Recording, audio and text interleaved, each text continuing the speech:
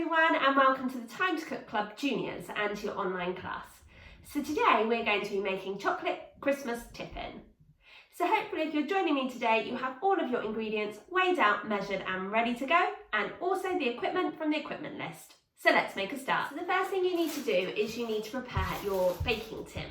And what you need to do is you need to cut 2 strips of baking paper about the same width as your tin, because you're going to pop one in vertically, okay, like so, and then one in horizontally, so that all of your sides of your baking tin are lined. But what we're going to do is we're going to pop some butter or margarine into our tin, on the bottom but also on the sides, and this is going to act like glue to stick that non-stick baking paper down, okay, because we don't want it kind of riding up, okay.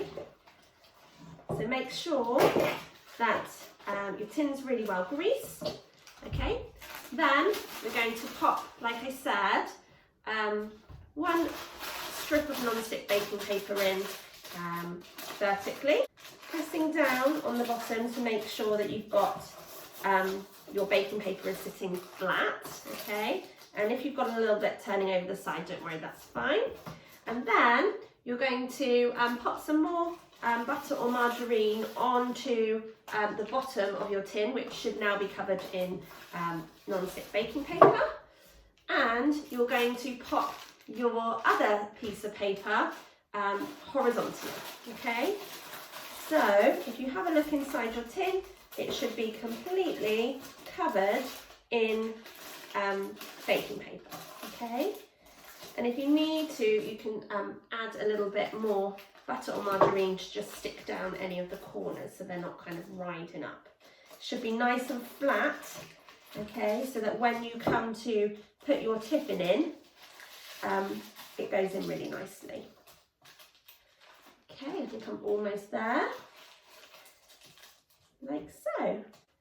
Great work guys, well done. So it's really important at the start of any bake to spend time preparing your cake tin. This will make it much easier for you to get your bake out or your dessert out once it's been cooked or cooled. For this chocolate Christmas tiffin, we're not cooking it, we're actually popping it in the fridge to set. So now we've spent some time preparing our cake tin, we can just pop it to one side. We don't need to worry about it now until it's time to put the mixture in. Okay, now what we need to do is we need to pop our ginger nut biscuits, our ginger biscuits, into a Ziploc freezer bag, okay, like so. Give them a sniff. They smell so lovely. Okay. Keep popping them in.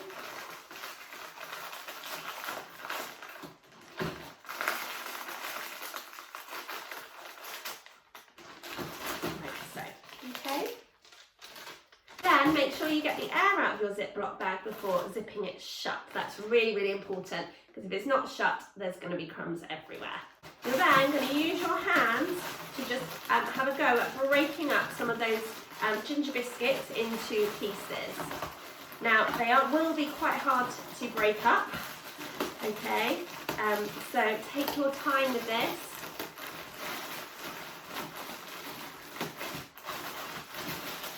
Great work guys, well done.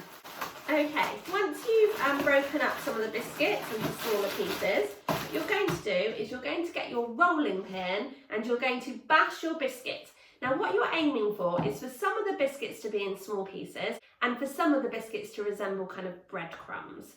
You don't want it all really, really fine, you want them to be different sizes, okay? So we're going to bash the biscuits until we have got some bigger bits and some breadcrumby looking biscuit crumbs. And once you've done one side, you can simply turn over your bag and do the other. Okay, so mine is looking pretty good. I've got some really fine biscuit crumbs in there, but also some chunkier bits too. So now it's time to add in our spices, but we need to measure them out first. It's a really good idea to use a separate bowl or cup to measure out your spices, That way, if you pour too much in, then you're not ruining the rest of your ingredients. So today we're using ginger. Give it a smell. Just like our ginger biscuits. And this is just half a teaspoon. Okay, pop it in the bag. We're also using cinnamon. Give that a good sniff too. Lovely. So half a teaspoon of cinnamon, whoops, like so. And then we're using 1/4 of a teaspoon of ground nutmeg. Lovely. Great measuring, guys, well done. Now what you're going to do is you're going to reseal your bag, making sure the air is out of it first, sorry. And then you're going to give those spices a good shake around so they mix in well with your biscuit crumbs. So now in a saucepan, you need to pop in your butter or your margarine. You also need to pop in your light brown sugar. You need to put in your cocoa powder.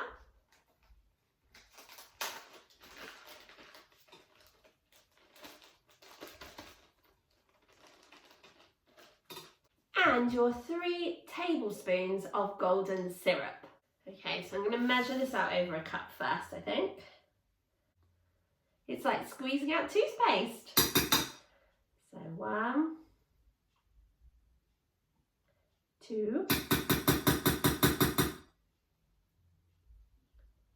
3. And I'm using a slightly smaller spoon than a tablespoon, so I'm going to add just another half.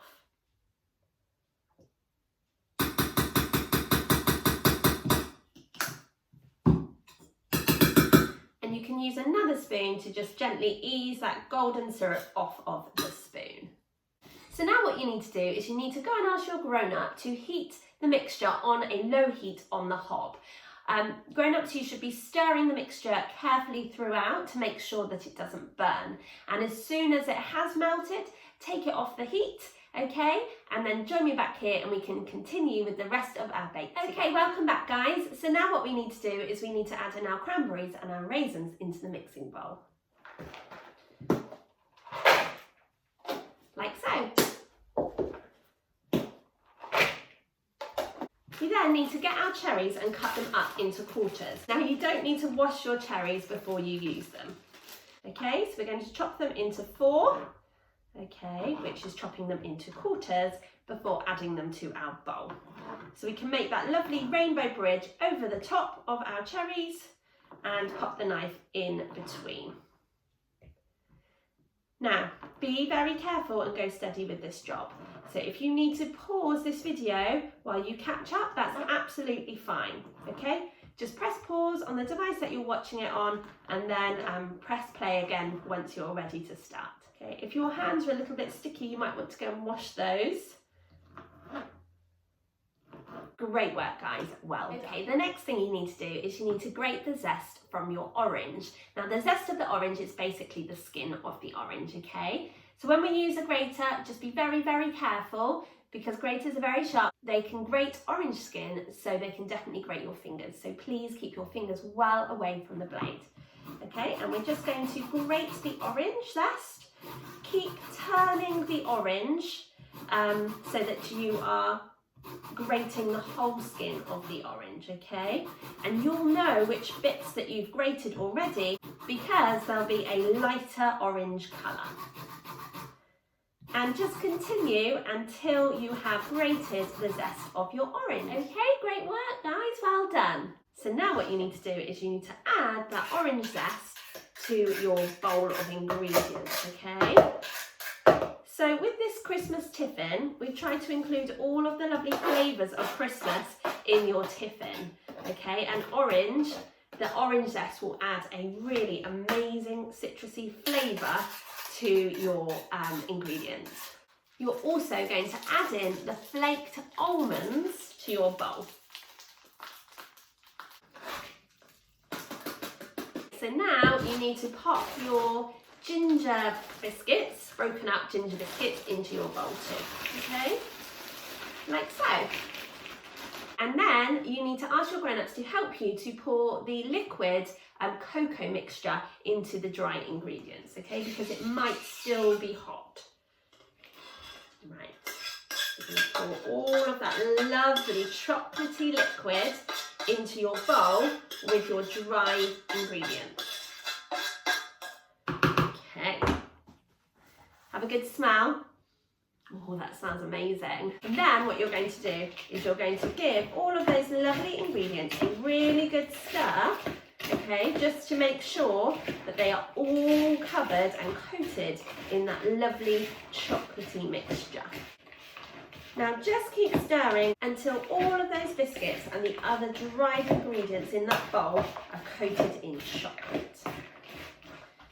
Okay. So your mixture should look a little bit like this.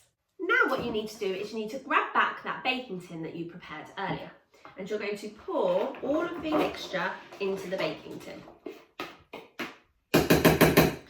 And then using the back of your spoon, you're just going to push down the ingredients into the tin, okay?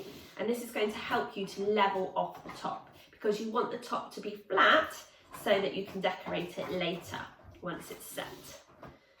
Okay.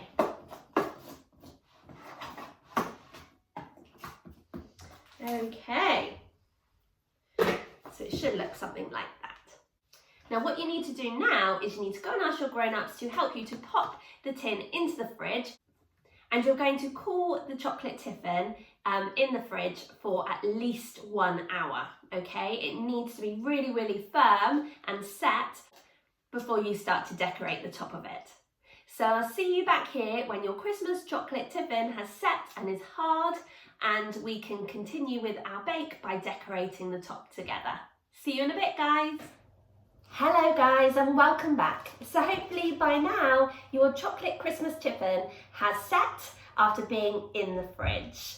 So it's now time for us to decorate the top of our Christmas tiffin. So the first thing you're going to do is you're going to break your bar of dark chocolate into small pieces and place those pieces of chocolate into a bowl. It needs to be a microwavable bowl if you have a microwave, and you're going to ask your grown-up to pop the chocolate into the microwave to heat on high for 1 minute, okay? After that, grown-ups, you're going to give the chocolate a stir before removing the spoon and then microwaving on 30-second intervals, checking on the chocolate to make sure that it hasn't burnt, okay? Now, if you don't have a microwave, don't worry, that's no problem. You can pop your chocolate into a Pyrex bowl and get a small saucepan filled with a little bit of hot water, okay? You're then going to ask your grown-ups to place the saucepan onto a hob and heat it on a low heat, and place the bowl of chocolate on top. The bowl of chocolate should fit just on top, okay? It shouldn't touch the bottom at all. So it should kind of be resting on the top of the saucepan. The bowl should be bigger than the saucepan. And then as the water boils, it will start to melt the chocolate, and you just need to keep stirring, okay? But that's definitely a job for the grown-ups. So once your chocolate has been melted, you're going to pour your dark chocolate very carefully all over the top of your tiffin, okay? Like so. And with the back of your spoon, you're going to smooth over that chocolate, okay? So that it covers the whole of the top of the tiffin, okay?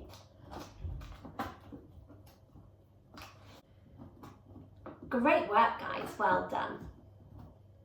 So once you've popped the dark chocolate on top of your Christmas chocolate tiffin, you can then do exactly the same process to melt your white chocolate, okay? And what you're going to do is you're going to drizzle your white chocolate all over the top of your Christmas chocolate tiffin, okay, to create some lovely patterns. Don't forget to go to the edge as well.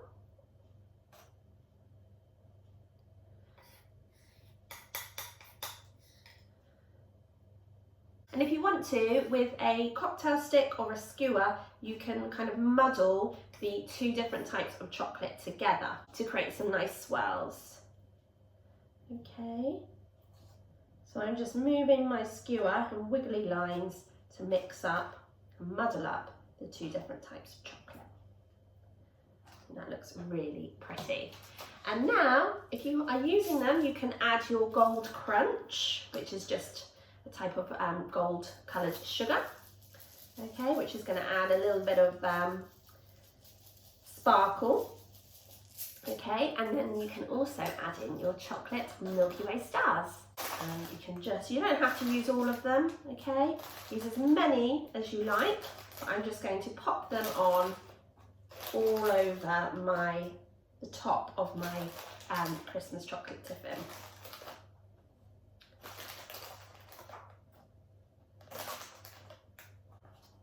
Great work, guys, well done. Okay, I think that's just about it. I don't think I can fit any more on. Okay guys, so now what you need to do is you need to go and pop your Christmas chocolate tiffin into the fridge to chill for another hour. What you might want to do is after 10 minutes, you might want to take the tiffin out and ask a grown-up to help you to score the lines in with a sharp knife so that it's much easier to cut the tiffin once it's had its full hour of chilling time. So I really hope that you enjoyed cooking with me today to make your Christmas chocolate tiffin, but more importantly, I hope you enjoy eating it and sharing it with your family and friends.